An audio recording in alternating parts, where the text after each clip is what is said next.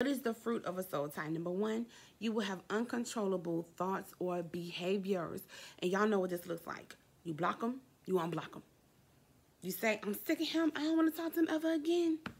And next thing you know, you're looking at your phone, waiting for him to call you. Or maybe you're sending him a little slick text. Or maybe you're posting subliminal messages on social media, hoping that he reads them so that he can respond to you somehow.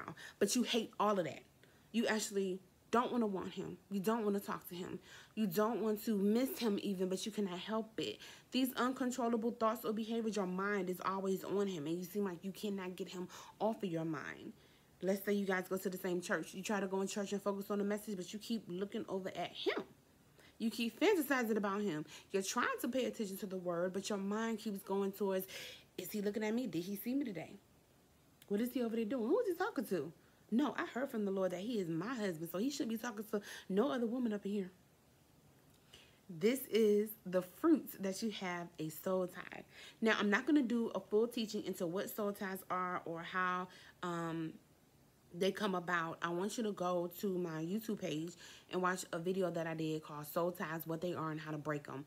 That is an hour-long teaching into soul ties. It has scriptures all up and through it so that you can be clear about what the Bible actually says and what God defines as a godly and an ungodly soul tie. So go check that video out. But for right now, I just want to stick to helping you to know for sure whether you have one or not. Number two, hoping, dreaming, and or praying for God to intervene.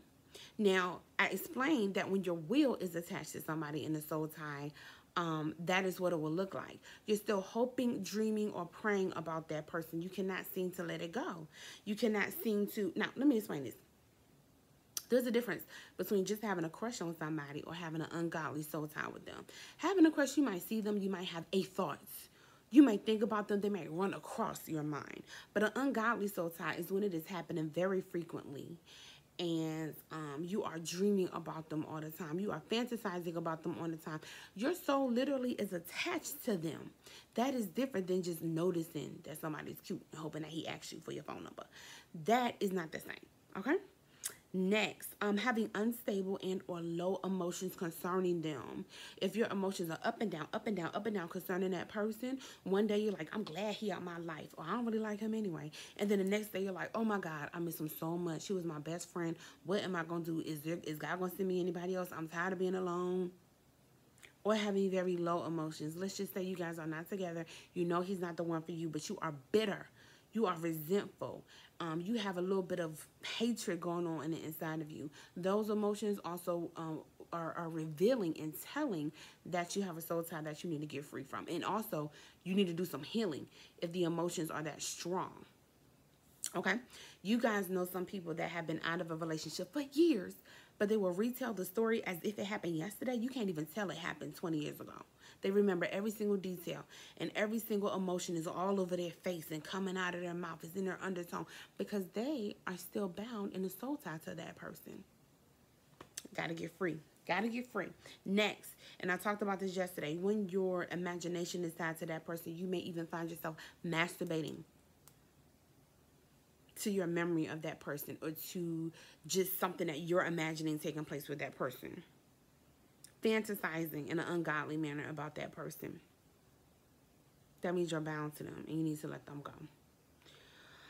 Talking about them or the relationship often. Thinking about them or the relationship often. And watching or checking up on them often. Now, let me qualify this because I get this question in the last class that I had about 2 weeks ago. Somebody said, well, how can I tell if it's a soul tie if I check on my ex? I do go and look at his page on social media every now and then. Does that mean I have a soul tie or not? Here's how you want to really be able to tell. First of all, the frequency of how often you're checking on them. And then number two, the motive and your heart's intention when you're checking on them. Are you just randomly checking because you just like, I wonder what he's up to. Let me go see. And you know what I mean? It's really not a big deal. It's simply because you're bored in that moment and you're just wondering and curious about what he got going on. Or are you checking on him because you're like, what is he doing? Let me just see. Let me just make sure that he ain't posting up here with no other chick because he better still be single because I'm single. Let me just go and see what's going on with him because, man, I miss him so much. I just cannot take my eyes off of him. I cannot get my mind off of him, and I have to stay connected with him. So if all I can do is watch him on social media and see what he's doing, at least I know I'm still a part of his life. What is your heart's motive? What are you thinking about when you go to check on them? What are you thinking about when you go to look at his friends' pages? I had somebody else ask me this. They said, well, what if I'm going to his friend's page or his mom's page? Does that mean I have a soul tie? Again, what's the frequency and what is the motive? Are you going to check on his friend and his mom page because you want to still use them as some type of entryway to stay in his life? Are you checking on them and reaching out to these people because you still want a connection to him? Even though you can't have him, you still want to be there just in case he comes back around and he starts to act right. What is the motive? What is the intention? So that is really how you can tell. That is a very, very short and sweet way to be able to tell if you have a soul tie or not. That is the fruit that you will see taking place. And the fruit is always going to be the outward expression of what is going on within you. So when you look at the outward expression of what is going on in your mind, in your heart, in your spirit, in your soul, that is how you can tell if you're really bound to somebody or not. Now, you want to get free. Because if your soul is not in a proper position to give and receive love, God is not going to send you the pure agape love it is that he has available for you. No, don't get me wrong. I'm not talking about the love of Christ. I'm talking about the love that's going to come from the man it is that you're praying for. Because he's going to love you with the love of Christ, right? So he's coming with this pure and amazing love to love you, to love your children, to cover you, to support you, to treat you so wonderful and make you so happy, right? As you guys are loving one another and glorifying God in your marriage. But God can't send you all that when you still got bitter, resentful emotions, when you're still fantasizing and masturbating about another man, when you are still stuck in your soul and in your heart and in your mind to a whole nother person.